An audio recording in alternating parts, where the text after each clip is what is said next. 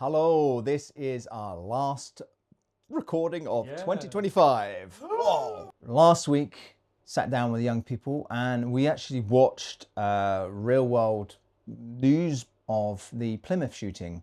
And the thing that sort of came quite striking straight away was the shooters' vlog accounts were, little snippets of it were shown. The young people were like, oh, is that actually him? And it's like, yeah, that actually is him. It was quite important to kind of show them, like, this is real, like, this stuff we are talking about, like, this is very relevant. Actually seeing that example and kind of seeing how the guy just looked like a normal guy, you know, he wasn't a boogeyman, he didn't look like a monster or anything, he was just your Joe Schmo. It was really interesting afterwards to have the talk of, well, someone like this, just an average guy, how do they fall down, you know, are they born this way? And we all kind of agreed that, you know, nobody's really born an incel. Yeah. But how does that happen? How does that indoctrination happen? So that was good to sort of dive into that a bit, which then came into video games and their own experience with video games and violent video games and how much they thought that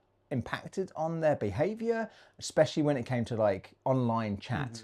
You know, do they believe that there is a link between playing violent video games and people acting, you know, in violent ways in real life? And it was quite interesting. There was a lot of mixed feedback. We brought up the scenario of Doom, where the school shooter with I think it was Columbine, actually had the whole high school mapped out on a little mod they made for their game on Doom, so they could practice basically acting out the shooting they were going to do. So using that example and asking them, and some did say, well, you know, most people would be able to kind of tell there's you know, it's a game, but I guess it's for that small amount of people that aren't able to tell, especially younger kids. You know, they brought up Fortnite quite a lot. How Fortnite, some of them even said that because Fortnite's so kid friendly and that it shows, you know, when someone gets shot, it's not really as violent. They said that's worse because, you know, it doesn't show how serious it is. Whereas some argued, well, no, a violent game is worse because they're getting all that violence normalized.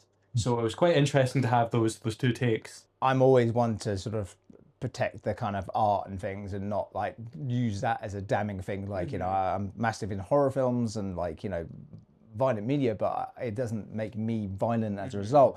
Though I would say to a certain degree, like I've played video games, especially ones that have been really difficult, and it's kind of raised my blood a little bit or made me being a little bit more frustrated or snappy. And I think that is something that is a slight link. The chat calls you have with people, that it's almost that normalizing of being told that you're rubbish or like, you know, that being sworn at constantly and like what might see is quite playful. I think playful trash talk can actually, for a lot of people, be quite damaging, and you might not even notice that at the time how much that has a toll on you. Having that for hours on end to then greet your loved ones or your family members and not sort of deliver the same sort of tone that you've just been getting that whole time. So I think, yeah, it's important, almost the fact that there should be almost some sort of cool down after playing extensive gaming. I think that is probably something that, you know, would be a healthy thing to do. Final session. Yeah, final session, which, you know, it's their last week at school. So to be honest, the fact that they all actually engaged throughout was just like, thank you. Because you could easily be like, it's end of the week. Like last week it's Christmas, I just want to play games. Home designing what our two characters' bedrooms look like. That was really fun, and it was interesting to see like the kind of rich and kind of like, you know, fairly okay divide in the sort of room and layout and the items, which then kind of led on to them doing some drama pieces of the two characters playing video games with each other. So the first scene was them kind of showing like a slight conflict in the game, kind of making up afterwards. And then they moved on to do a scene where they talked about incels. One particular group did a really good one where one of the characters was streaming on Twitch, and it was the Twitch chat that actually first used the word incel and kind of brought that up community gaming users were suddenly piling onto them a bit for their lack of knowledge, but also the fact that they didn't really have any kind of like point of reference. So that immediately there was like, they were saying, oh, there's people in the chat here saying that men should be in charge, and woman, go to the kitchen and make me a meal. So that was kind of really great. And the fact that they suddenly felt overwhelmed, their characters felt overwhelmed to be like, okay, let's come off the stream because like people were just like piling on here. So that was great kind of drama. I think what was so great about these scenes is they were so naturalistic at times. I mean, there was like the younger sibling on one of the groups, and really sort of saying like, "Oh, get away! I'm gaming here with my pal." We are looking to return in February. It's going to be sad to not be doing this weekly get together with these young people, because we've really actually found a really good bond with them, and a really good group. We are going to be doing a read through in February. That's going to be from Claire's writing over Christmas. She's still going to be reaching out to the young people for like, you know, any other questions or things. So, and they're very happy to sort of continue engaging with that. So, and I think in the future kind of holds really how much more engagement do these young people want? Do they want to continue talking about the subject matter?